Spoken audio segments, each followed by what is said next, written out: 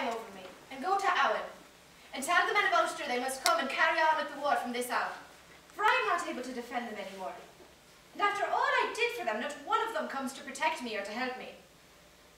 Then Sultan set out on the grey of Mecca to give his message, and when he got close, he called out, "Men are being killed, women brought away, cattle driven off in Ulster.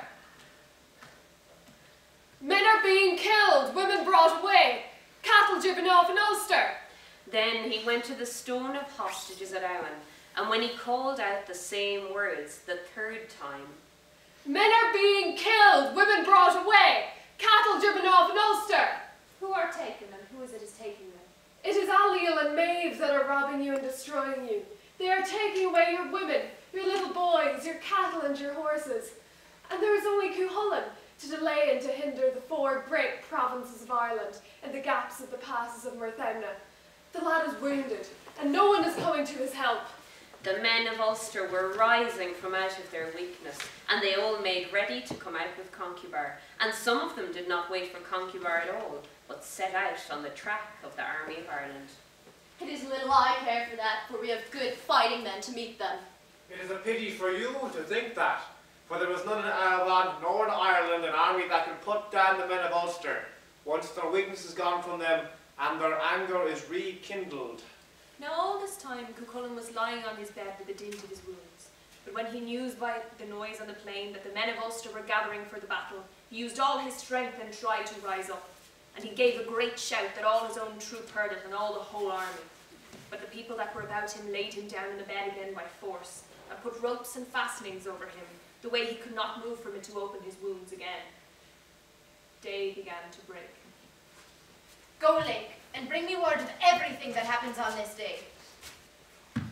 I see a little herd of cattle breaking out the west of Aliel's camp, and there are lads following after them.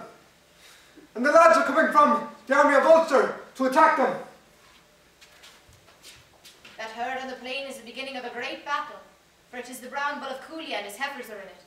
Now the young men of the east and of the west will come out against one another. And go, Lake, for I cannot afford to go out myself, and stir up the men of Ulster to battle. So Lake went out, and he called to them in Cuchulainn's name to get themselves ready to come out to the battle. And when the men of Ulster heard that message from Cuchulainn, they rose up and rushed out without stopping to put on their clothing, but only taking their weapons in their hands. Then Lake went out to look again, and he saw the army of Ireland coming out to meet the men of Ulster. And there began a great fight between them, and it went on a good while without one side getting the better of the other. My grief, I not to be able to go among them. Maeve saw the battle going on, and neither side getting the victory. It is time for you, Fergus, to go out and avenge yourself against your enemy, Concubar. And besides, it is right for you to fight for us now, for all the good treatment you have received from us in Connacht. I will go out willingly. Come out now into battle, Fergus, and spare no one today, unless it might be some very dear friend. Then Fergus and Maeve went out into the battle, and 3 times they made the army of Ulster go back before them. And when Concubar heard his people were being driven back, he called out to the household of the Red Branch. Let you hold the place I am in now, till I go see who has held our army back against us 3 times on the north side. We will do that now. Unless the sky should fall on us, or the earth give way under us, we will not give up 1 inch of ground before the men of Ireland. Till you come to us again. Or until we get our death. Then Concubar went to see who it was that was driving back his army, and it was Fergus he found before him. And Fergus struck 3 great blows on Concubar's shield, the other, so that the shield screamed out loud, and all the shields of the army of Ulster screamed with it, and the 3 great waves of Ireland answered it. Who is it that holds his shield against me? It is the man Fergus who is greater and better and more comely than yourself. The man whose father and mother are better than your own. The man who you drove out of his own country, and the man that will drive you back today in the presence of the men of Ireland. Concubar, son of Fadna Fahok, High King of Ulster, High King of Ireland. It is then he held his sword above his head, and it was so high that it had the size and appearance of a rainbow.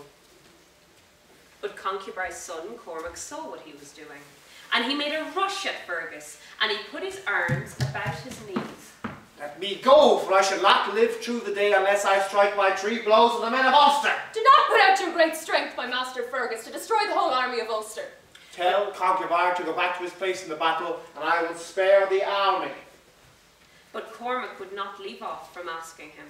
So Concubar went back, and then Fergus struck his 3 blows on 3 little hills that were near him, and cut their tops off, and they are called the 3 bare hills of Meath to this day. But when Cuchulainn heard the scream of Concubar's shield the time Fergus struck it, Who dares strike those 3 blows upon the Ochone Lake, and I still living? It was Fergus, son of MacRoth, struck them. Where is the battle going on now? The armies have come as far as Garrick. By my hand of valour, they will not have reached Ilgrach before I will be with them. With that, he put out all his strength, and he broke the ropes that were about him and threw them off. And he rushed with all his wounds straight into battle, till he found Fergus. And he called for him to go back before him now, as he promised he would do. But Fergus gave him no answer. Go back now, Fergus, or I swear by the oath of my people, I will grind you as the mill grinds the malt. Do not be giving out threats to me, for my army is well able for the men of Ulster. You promised me, Fergus, to go back before me when we would meet in the great battle. You bound yourself to that time I went back before you, and you without your sword. then Fergus, when he heard that, went back 3 steps. And then he turned, and his men with him, and gave way before Cuchulainn. And all the men of Ireland turned when they saw that, and broke out of their ranks, and ran over the hill westward. And Cuchulainn and the men of Ulster followed after them, making a great slaughter. And Cuchulainn came up with Maeve, who just then got her rush of blood. Cuchulainn held his hand. Spare me. If I killed you dead, it would only be right. But he spared her, not being a killer of women.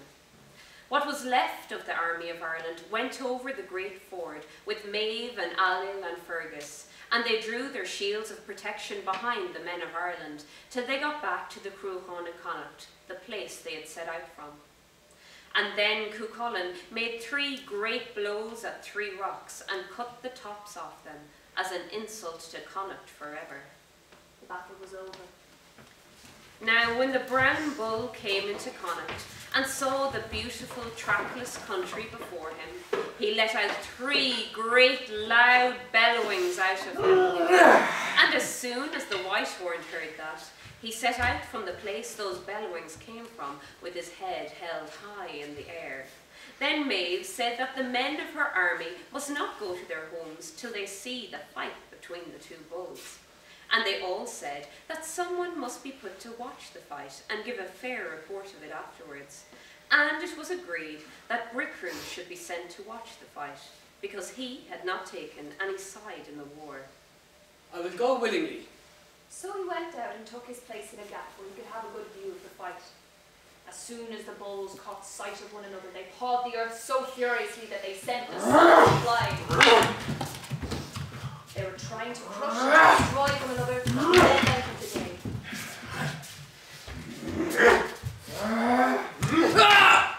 Such was Brickley's death. And all through the night, the men of Ireland were listening to the sound of their bellowing, and they were here and there, all through the country.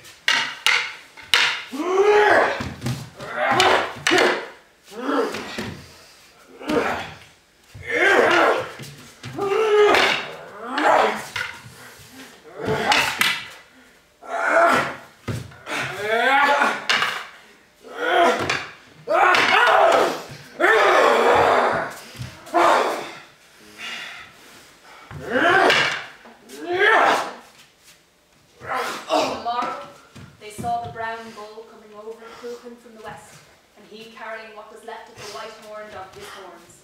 Then the brown bull bellowed 3 times and set out on his way. And when he gained the great ford, he stopped to drink, and the 2 loins of the white horn fell from his horns into the water.